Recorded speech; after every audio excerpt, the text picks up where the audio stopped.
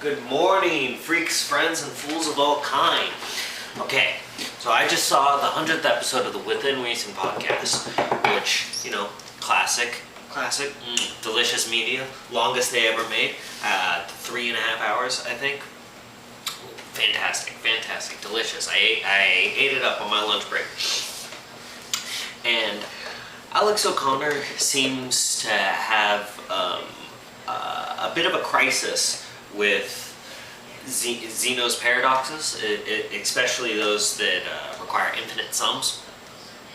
In particular, one that actually kind of shook me a little bit was Achilles and the tortoise, where, and a little primer for anybody who is somehow watching this and did not watch that, you set up Achilles and a tortoise and you race each other. Obviously Achilles is going to win. World-class athlete against a little dude, a little guy on all fours, moving, really enjoying smelling the roses, taking his time. Obviously Achilles is going to win. But if you give the tortoise a little head start, it's going to move some amount of distance. Then once Achilles goes, boom, he's going to get there. But the tortoise is still moving, so he's going to move a little bit more. And every time Achilles catches up, the tortoise moves a little bit more. So how does Achilles ever pass the tortoise? And unsolicited advice, who was doing the podcast with them, was like, well, I don't have much problem with these, calculus and infinite sums, infinite series, all this makes a little sense. But the intuition is not there. And I get it. They're not math guys, but I am a math guy. So let's do a little bit of math, okay? First thing we're going to use, a little bit of a primer, is the sum of infinite geometric series. Now you imagine Achilles is moving some magnitude of times faster than the tortoise, right? You can set up Achilles' speed as an amount times the speed that the tortoise is moving. The tortoise takes some amount of time to move forward, and Achilles takes a fraction of that time. And that fraction of a time is how much time that the tortoise has to move a little bit forward, and then Achilles moves in a fraction of a fraction, and then a fraction of a fraction of a fraction, and then a fraction of a fraction of a fraction. So you have this reoccurring number times itself every time, getting smaller, right? So that is a geometric sum. So you have, and I'm going to make the numbers really easy here on purpose, and because of that it's going to be kind of outlandish, but just know that this extrapolates outwards. So we have tortoise. Okay, I don't know if tortoises have tails. They definitely don't have 2 feet, but that's all I'm trying. You have Achilles. I'm going to draw him with a little skirt, gender and shit. So the tortoise gets a head start. Let's say that the tortoise moves an amount of distance per an amount of time. And then Achilles moves twice as fast. Okay, that's how we're setting this up here. Achilles moves twice as fast. So the tortoise takes an amount of time to move 1 unit. Okay? And then that's the head start. So Achilles is going to take half that time to move that full distance. So in half that time, the tortoise is going to move half the distance it just moved. Then Achilles reaches him, and then in half of the time, which is a quarter, and a quarter of the time, the tortoise moves a quarter of a distance. Then in a half of a half of a half, or an eighth of the time, you see, moves an eighth of the distance. And that's what I mean when I say that you have this reoccurring fraction that continues to be multiplied by itself. So, what is the intuition here? Because you can keep doing this forever. And the thing that Alex O'Connor really sticks with is that his cope, because obviously Achilles passes the tortoise, maybe not so obviously, but we'll see. Obviously, Achilles passes the tortoise, but what is his cope to why that is possible is that space isn't infinitely divisible. That there is some smallest unit. There is a point where the tortoise can only move this much, and Achilles can move more than that. Right? And it doesn't just keep getting smaller forever. But let's disregard this. Fuck it, you know? Oh. As a little trick, as a little treat, you know, we'll doubt this, you know? By the way,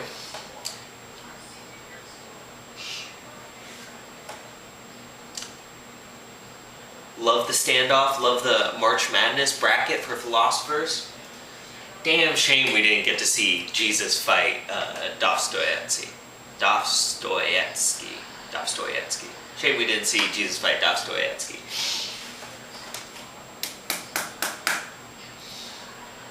So, what is the intuition here?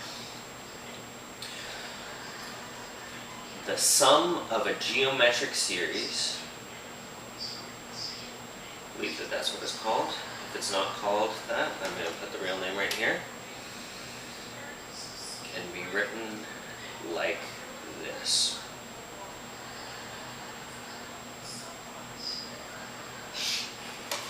So this is some magnitude. We're going to ignore that, but it's here. Some magnitude. Yeah, let's just ignore it.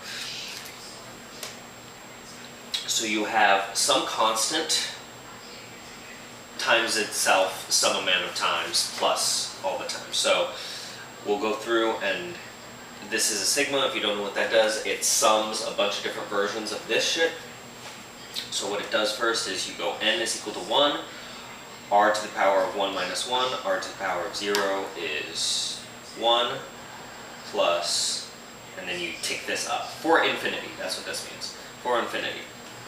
So n is equal to 2, r2 minus 1 is r1, tick this up to 3, plus r3 minus 1 is 2, and then it keeps going on like this forever.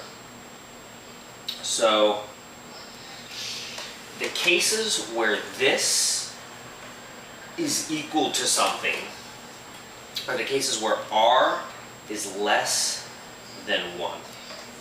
And it can't be 1 because to the power every time would be 1.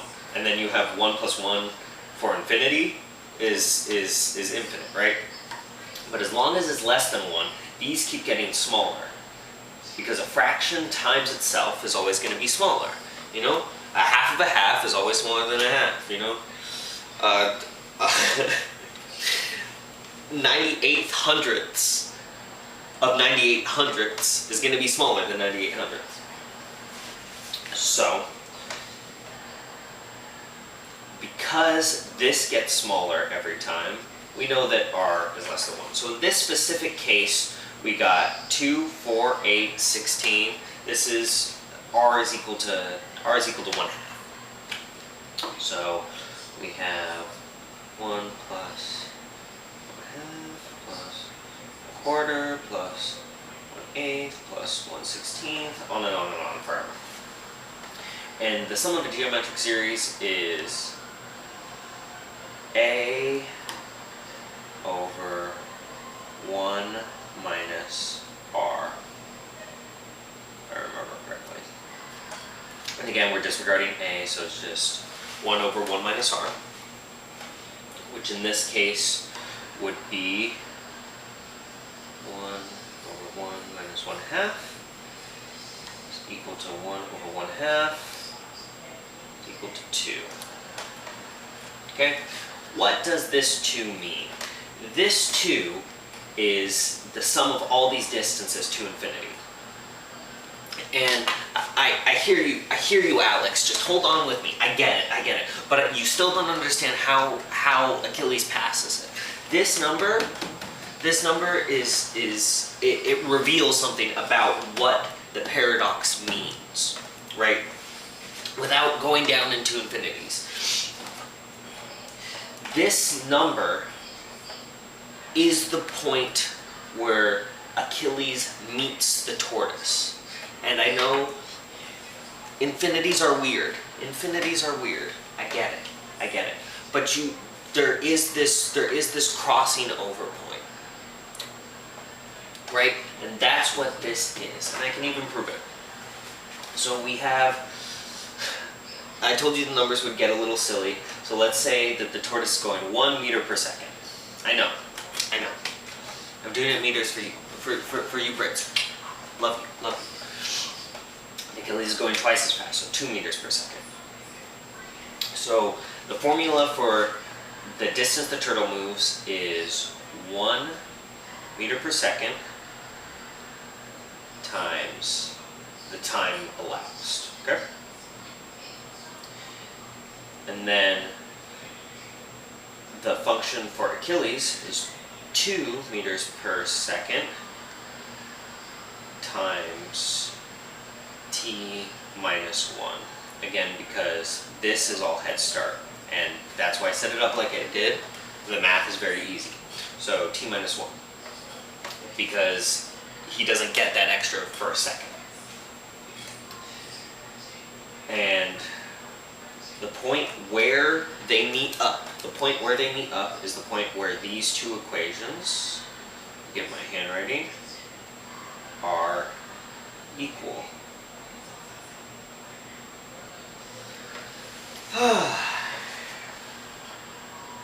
And the solving is relatively easy. We'll distribute the 2 meters per second minus 2 meters per second, 1 meters per second. Add this to both sides, 2 meters per second, 2 meters per second. Cancel out this. Subtract this from both sides. 1 meters per second t. 1 meters per second t.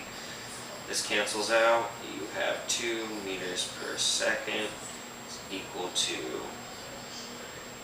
1 meters per second t. You can cancel out the units because you can do unit math. Do a video on that sometime because I love unit math. So t equals 2. At time t equals 2, they will pass. And remember, you go, oh, this is distance. Remember, the tortoise is going 1 meters per second. So at time 2, the tortoise will have elapsed 2 meters. You can even plug it into Achilles' formula too, right here, where if you have 2 meters, is this on? 2 meters per 2 seconds minus 1, forgot the unit, yes, is 1 second over 1 second going at a rate of 2 meters per second is equal to 2 meters. Hey there, friend. Forgive me, I'm covered in filth and grime and oil because I'm a blue collar man, fucker. I forgot something crucial, which is one of my favorite parts about this intuition, is obviously Achilles passes up the turtle, right? Not always. If the length of the course is shorter than the length of the infinitely diminishing distances, the length that of all the distances added up, if the distance of the course is shorter than that length, then the tortoise wins. Ain't that a thing? Ain't that a thing? So, maybe it's not so obvious. Philosophy, mathematics, always screwing you at the end. You can't leave any room with none of these fools with their thinky brains, always trying to figure out a way to screw you, the American people. This is the next step for anybody who really wants to fuck with this. This is the next step for anybody who wants to get a little bit of philosophical with it, okay? So, there's this passing point, right? So the beginning of the race, just to be quick, obviously Achilles passes the tortoise because they're moving continuously.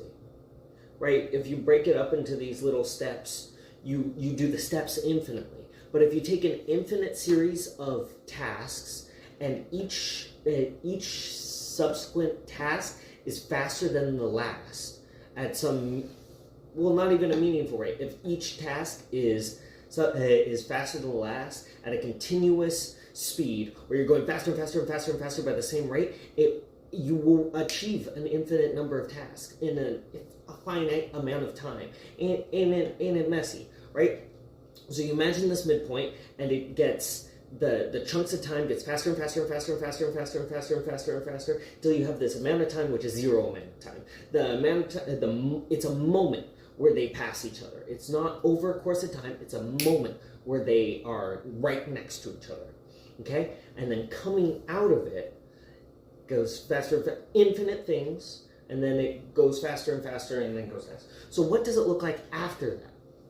And now I would love to say, now imagine the moment where the tortoise is a quarter meter out from the passing point, the 2-second mark. A quarter meter out from that. Whoa, hold on, fool. Hold on. How can you say a quarter meter out? That's not the next, a quarter isn't the next thing after the midpoint. You can't even define it. Because as you approach the midpoint, you can't say what section of time is right before the midpoint, because if you say a million billionth of a second before the midpoint, you could say a million billionth and one, or the next one closer. You could always do a next one closer to the midpoint. This is how infinities work. It is uncountable. But if you imagine the 2 seconds that we spent the whole video on, going faster and faster and faster, if you imagine 1 second, that's half of it. The rest of the infinity, we have this knowable time, the rest of this infinity is contained in this amount. So if you go some amount of time after the midpoint, infinity is contained in that. So you continue to do math, and you continue to extrapolate from there and figure out what each point closer and closer, right? But let's head away from the midpoint. We spent all this time getting to the midpoint. Let's head away from the midpoint.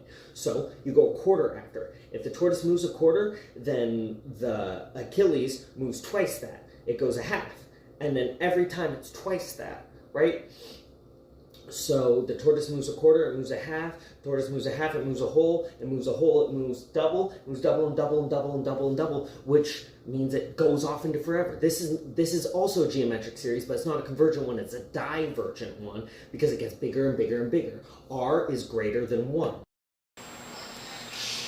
The cases where this is equal to something are the cases where R is less than 1. Right? So this is an obvious continuation of the last thing, where you have 1, 1/2, 1/8, 1/16, 1/32, on and on and on and on. Oh, I missed a quarter, whatever. And on the other side, you go 1/4, 1/2, 1 whole, 2, 4, 8, 16, gets bigger and bigger and bigger forever. This second half is also interesting because it needs a race. The race needs a place to end, or it fucks off into infinity. Ain't that a thing? Zeno's fool paradox. No need to get rid of infinities, no need to make space discrete, even though that may very well be the case. I'm inclined to think that the Planck length reveals not a pixel length of existence, but a energy limit before things become real. Like, there are things that exist that are not yet real. But we don't need to go into that right now. I love you. Please tune in next time.